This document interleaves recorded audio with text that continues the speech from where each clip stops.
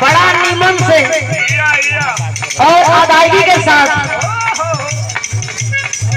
जितेंद्र जी तू हमारा और तकलन हो, क्योंकि कोई हमारा और ताकेला हम खुदे ना ताकीला।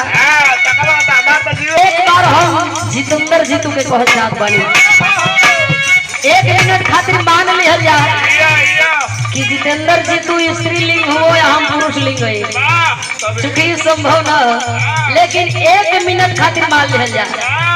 हम मर्द को पाठ करत बानी, हम कहत हई वो मेहरारू से का हो सके तनी हौसल पहले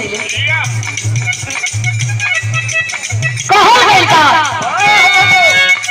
होई के जवान खड़े जा